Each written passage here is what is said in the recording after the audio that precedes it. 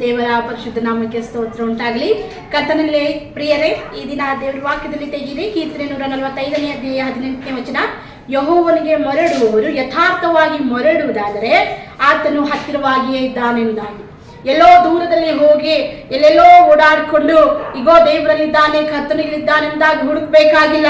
ದೇವ್ರ ವಾಕ್ಯ ಹೇಳುವಂಥದ್ದೇನೆಂದರೆ ಯಥಾರ್ಥವಾದ ಮನಸ್ಸಿನಿಂದ, ಯಾವುದೇ ಕಪಟ ಇಲ್ಲದೆ ಇರ್ತಕ್ಕಂತಹ ಹೃದಯದಿಂದ, ಯಾವುದೇ ವಿಧವಾದಂತಹ ದ್ವೇಷ, ಕಪಟ, ಯಾವುದೇ ವಿಧವಾದಂತಹ ಹೊಟ್ಟೆ ಕಿಚ್ಚು, ಅಹಂಕಾರ, ಅಹಂಭಾವ ಇದೆಲ್ಲವೂ ಇಲ್ಲದೆ ಇರ್ತಕ್ಕಂತಹ ಯಥಾರ್ಥವಾದ ಮನಸ್ಸಿನಿಂದ ನೀನು ಮರಳುವುದಾದರೆ, ಕರ್ತನ ಹತ್ತಿರ ಬರುವುದಾದರೆ, ಆತನನ್ನು ಹುಡುಕುವುದಾದರೆ, ಆತನಿಗೆ ನೀನು ಕೇಳಿಕೊಳ್ಳುವುದಾದರೆ, ದೇವಾಕ್ಯ ಹೇಳುವಂಥದ್ದೇನೆಂದರೆ ಆತನು ನಿನಗೆ ಸದುತ್ತರ ಕೊಡ್ತಾನೆ. ಆತನು ನಿನ್ನ ಹತ್ತಿರವಾಗಿ ಇದ್ದುಕೊಂಡು ಆತನು ನಿನ್ನ ಪ್ರಾರ್ಥನೆಗೆ ಸದುತ್ತರ ಕೊಡುವನಾಗಿದ್ದಾನೆ.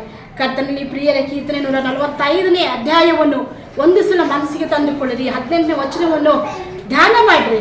ದೇವರು ಈ ವಾಕ್ಯದ ಮೂಲಕವಾಗಿ ನಿಮ್ಮೆಲ್ಲರಿಗೂ ಹೇಳುವಂತಹದ್ದೇನೆಂದರೆ, ನಾನು ಹತ್ತಿರವಾಗಿದ್ದೇನೆ.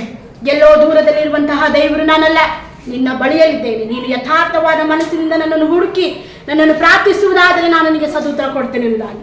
ಕರ್ತನಲ್ಲಿ ಪ್ರಿಯರೇ, ಈ ದಿನ ಕರ್ತನು ನಿಮಗೆ ಆ ಬಲವನ್ನು, ಆ ಶುಭಕರವಾದಂತಹ ಜಯವನ್ನು ನಿಮ್ಮೆಲ್ಲರಿಗೂ ಅನುಗ್ರಹ ಮಾಡಿ. ಆಮೇನ್. ಹಲ್ಲೆಲೂಯಾ.